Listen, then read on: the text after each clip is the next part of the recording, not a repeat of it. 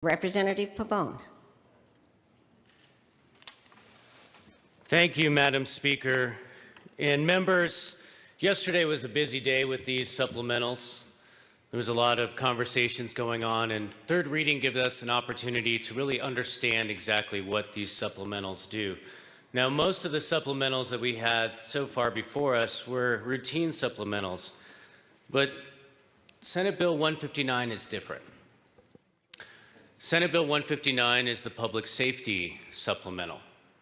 And as many of you have certainly read and gone through the appropriation and looked at how what is happening in this department, it's very important to remember and to understand what this supplemental does. It does several things. First, and it may seem like an innocuous transfer, like this transfer is a normal transfer from one department to capital construction. But you need to understand where the transfer from House Bill 131020, the surplus to capital construction, came from. Some of you weren't here. And for those of you who were, you probably remember this well. This was House Bill 131020.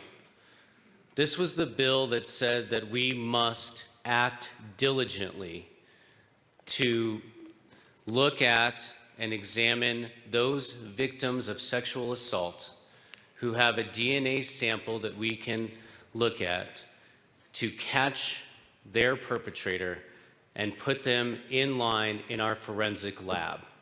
We had a recognized backlog of these DNA rape kits that had not been tested.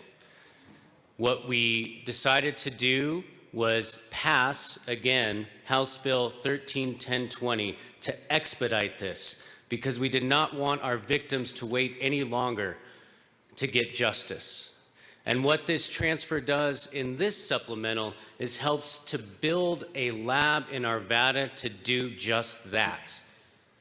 This helps us expedite justice for these victims in a serious way because these victims deserve justice. The second part of this supplemental is to give the state toxicology lab funding. What does the state toxicology lab do? The state toxicology lab takes blood alcohol content samples. Where do those samples come from? From those who've been accused of driving while drinking. DUI, DWAI.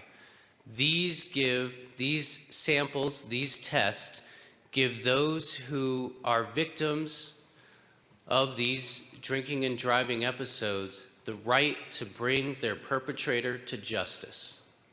That's what this transfer does.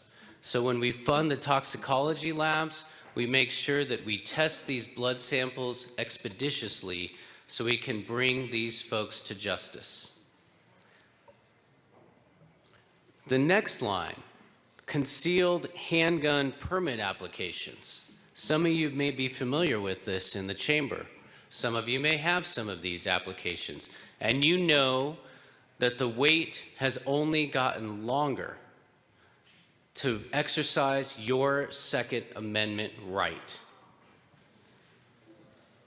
The people of Colorado deserve better when they apply for these concealed handgun permit applications to get their background check as expeditiously as possible. That's what this bill also does. And finally, this bill gives funding to the POST program. POST is the Peace Officer Standards and Training, for those of you who may not be familiar.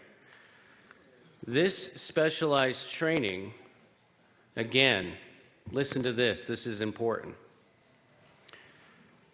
goes to train officers on cold case homicides and strategies and best practices, and works with the National Missing and Unidentified Person System Training and Amber Alert to make sure that we find those children who are missing and work on helping those who are still without justice solve their cold case homicides. That's what this bill does. This is an extremely important supplemental, I dare say the most important supplemental that we could pass today. So a no vote on this bill, on this supplemental, means that those rape victims who deserve to have their rape kits tested go without justice.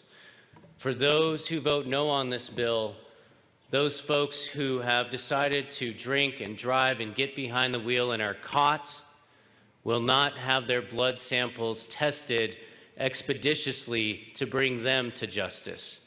For those who vote no on this bill, those who are waiting in line for what the Second Amendment requires to be able to possess a firearm are going to have to wait in line longer before they can get their background check and have their concealed weapon permit.